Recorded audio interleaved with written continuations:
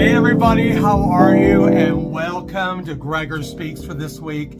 And I am just going to tell you a little story today. I think it's really important, something that happened in my life in 1988, so not too long ago. But I was talking with a friend of mine just a few weeks ago about working on a movie set. I've been on a couple of movie sets, nothing high-end, trust me. But I worked on a movie set, and one in particular in 1988. It was the first one I worked on, and it was the Hemingway miniseries about Ernest Hemingway.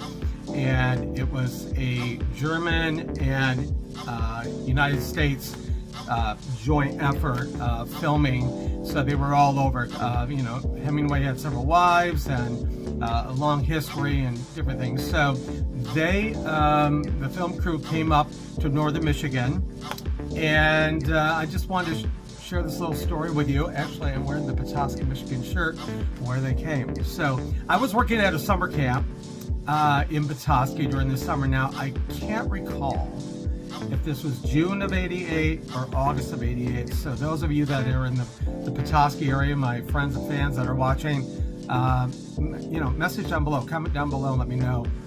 But I'm thinking, I'm not really sure. I was thinking about it today, and it may have been August. It may have been after I worked at a summer camp. But anyway, the film crew came into Petoskey, and we're filming in Bayview. Bayview is a historical district in Petoskey. It's beautiful, a lot of Victorian homes and things like that. So it was a perfect backdrop for this mini-series. And so the camp director of my camp said, hey, you got to go and see if you can get some kind of job or something. It'd be great, like a PR job, which is you're just kind of doing some menial kind of work. And I was all in it. I thought it was kind of exciting in small town Petoskey that this crew was there. So I went down, and it was a storefront where their offices were at, filled out an application. There were several people there. And they were just asking me if I had any experience when they were talking to me about working on a film set, and I had none.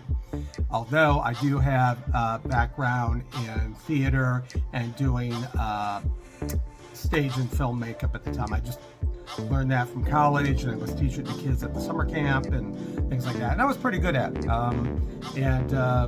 Back in the day. Well, let me pause there for a minute. I'm going to tell you something here in a minute, but I'm going to tell you why I have the interest in this. So I'm in the storefront, and they asked me that I had any experience. Well, at the same time, the makeup head for the whole film, the guy who was in charge of the makeup, was in just briefly, and he overheard me talking. And I said, well, I do film and stage makeup. I talk to kids and teenagers and things like that, apply things on myself at Halloween. And they said, oh, great, we'll hire you $75 a day. And we just want you to kind of block the roads in Bayview while we're filming. And I'm like, oh, cool, $75 a day. 88 was pretty good cash, So the makeup head was there, and he goes, wait a minute. And he goes, did I hear you do makeup? And I said, yeah. And he goes, So he talked to me for a few minutes, and he looked at the office worker, production staff, and he said, what were you going to offer him per day? And she said $75. And he looked at her, looked at me, and said, he's with me. He's going to be my assistant on this shoot. You're going to make $200 a day. Come on with me. So I was really excited about this, and I like, wow, and I felt a little maybe overwhelmed at the moment, because I want to do a good job and everything.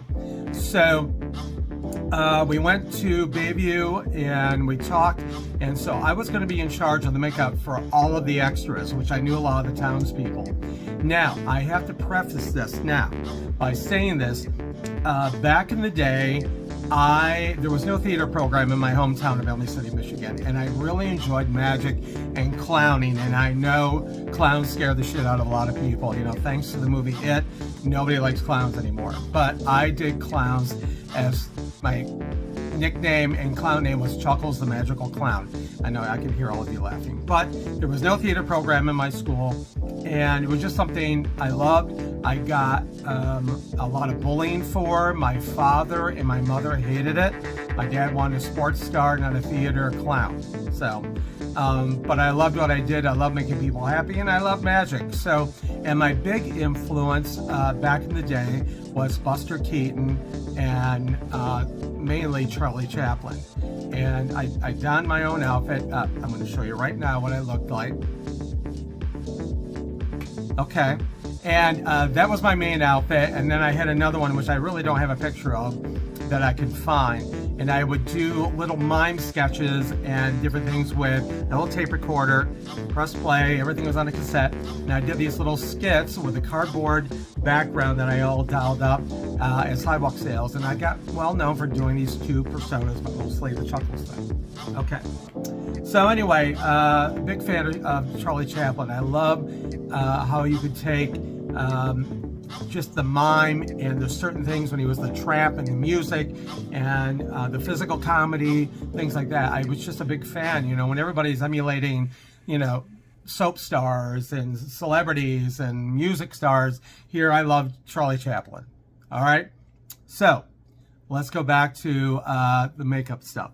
So I was hired as assistant makeup for this shoot in Petoskey, and they were there for about 7 or 8 days, something like that.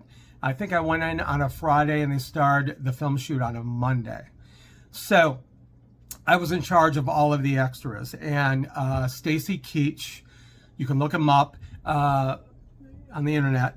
He played Hemingway, and then there were several people that were playing Hemingway's wives.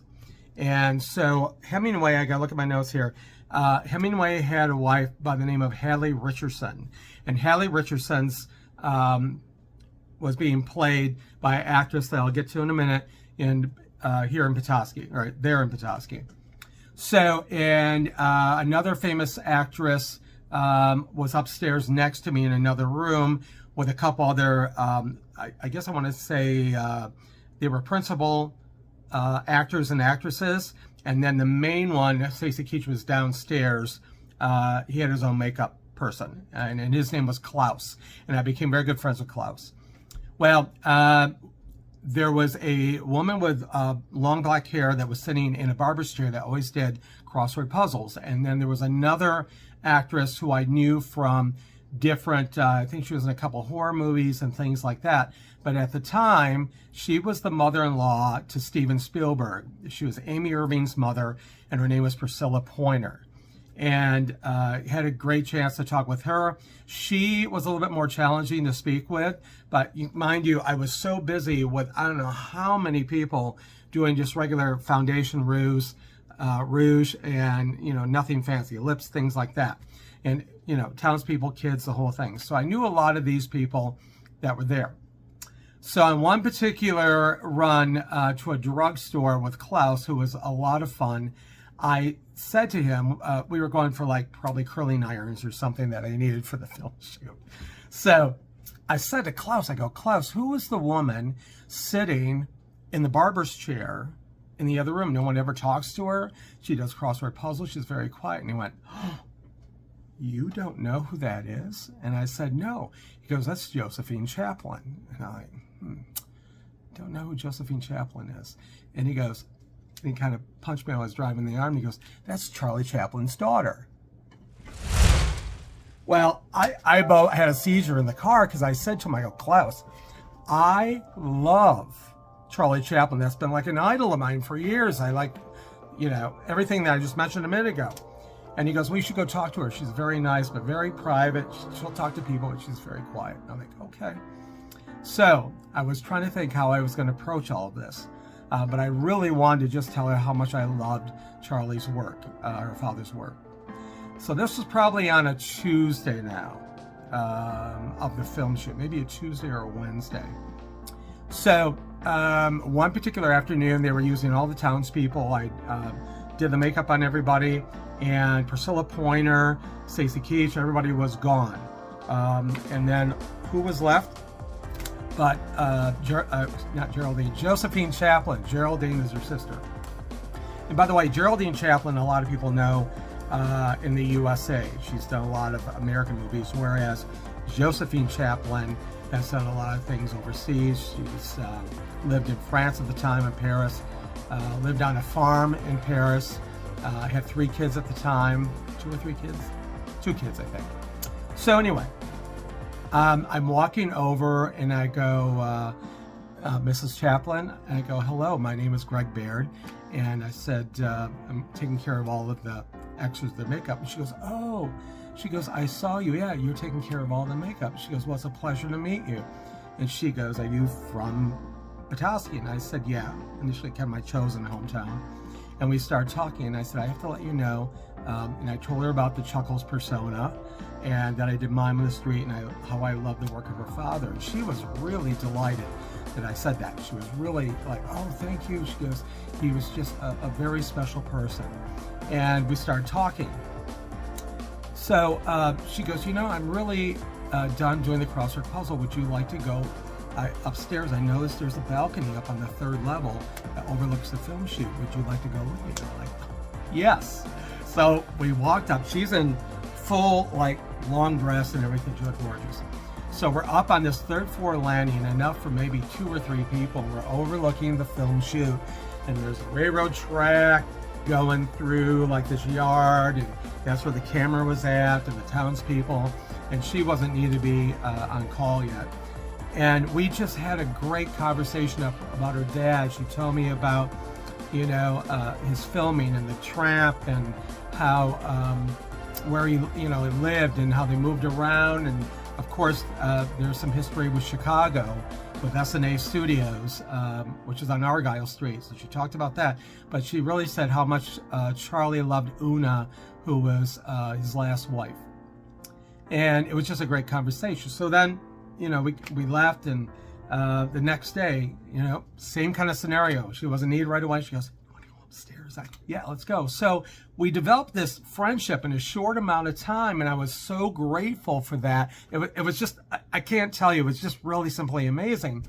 And I had told her of Horton Bay General Store, which is in a beautiful area in Horton Bay, not too far from Petoskey, probably from where we're at, about a 15 or 20 minute drive. And I said, oh, I love to go there on the front porch and have coffee and read a newspaper. They have good, like, breakfast sandwiches and English muffins and all that kind of stuff. And I said, well, Hemingway used to go there a long time ago. He used to go to the store. So she said to me, I don't have to be on call tomorrow, the next day till noon. Do you want to go there and have coffee with me? And I'm thinking all the time, I am the luckiest man in the world to meet such an incredible woman, and I'm having this friendship with her. And I picked her up from the Perry Davis Hotel the next morning, and we went and had coffee. And I remember she had a blueberry muffin. There was no newspaper because we had stuff to talk about. And I just told her about me working with kids at a summer camp and my background and everything like that. And, you know, she talked about having a farm in France, and I think she said they raise white cattle, if I remember correctly. So it was just about every day or so that she would go, do you want to go upstairs? And I got to have a great friendship with her, and I learned so much about Charlie, and was so blessed and grateful and excited to have a new friend, and my connection with Charlie Chaplin. So on Thursday, I believe it was Thursday after the film shoot, and Friday they were wrapping everything up. She goes, I got to ask you a question, Greg. She goes, would you mind being my special guest at the wrap-up party at the Perry Davis Hotel on Friday? She goes, I'm throwing it for the cast and crew, and I would like to have you be my special guest to be with me. And I'm like, oh my gosh, yeah. And honestly, I felt bad for the extras and stuff because they weren't invited. I was the only one locally that was invited to this. So there was a lot of German and American folks there, you know, they were all part of the film and producers and everything. And I showed up. It was probably around 7:30 at night, something like that. And I sat and talked with her. We had a great time. And then right before I left to say goodbye to her, she said, I would really like to hire you to come and take care of my children in France. And I was like, I go, is that like a nanny or something? She goes, you can call it what do you want. She goes, I don't know if there's a male term, but I just find you really interesting and dynamic, and my kids would love you. And I said, I'm flattered, but I'm in school, and I was back. I went back to school to get my education degree, and that was just starting again. And I said, I'm flattered, but thank you so much. And we had a little bit more time together, and she gave me a hug goodbye, a little kiss on the cheek. She goes, I hope I see you again. And I never saw her again. And that was okay. You know, this is, you know, everybody's got a cell phone and the internet, and we're in the world of the internet. And so it's a lot easier to keep in touch with people, but we never really kept in touch. And this all got prompted because my friend sent me her obituary just a few days ago, that she had died on July 13th, and she was 74 years old. I don't know how she passed, but here's her picture. And I just think she was beautiful. She was lovely to talk about. I learned a lot about her father. And it just brought back a lot of things I haven't even thought about in such a long time. You know, as a young 20-something, you know, student at a college and working in a movie set, I was really grateful for doing all the makeup and stuff. And I thought the head makeup guy was gay, and he told me he was straight, but he identified as a straight man, as a cis white male, but he later invited me to go work on the set of Halloween 4, which was in Salt Lake City, Utah. And I can't for the life of me remember what his name is, because it's been so long. But I just thought it was a really special moment in my life and history, and I wanted to talk about it. I was kind of thinking about, what am I going to film today for Gregor Speaks, and I thought this would be a perfect thing, because just as a dedication, you know, to her and my friendship, and how lucky, very lucky and fortunate I was to have had that experience. I've been really fortunate to have met a lot of celebrities in my lifetime, and I'm humble about it. But yeah, I've thought about her. I've thought about Josephine the last few days since my friend sent me the obituary and said, was this what you were talking about? And I go, yeah. So again, I don't know what she passed from, but all I know is I was extremely fortunate to have a friend that really confided in me, and I confided in her, and shared a lot of stuff where normally, you know, being a celebrity, maybe she never would have. So anyway, so my dear Josephine, wherever you're at, thank you. It was a blessing meeting you in my life. Thank you, everybody, for listening today and letting me share my story. Please subscribe, thumbs up, share. I'd like to hear your comments. Keeps things going. I like to share this program more and more with people. And until next time, who knows where I'm going to be? Have a great rest of the week. And of course, I'll speak with you soon. And of course, Alexa doesn't do that. I'll see you. Goodbye.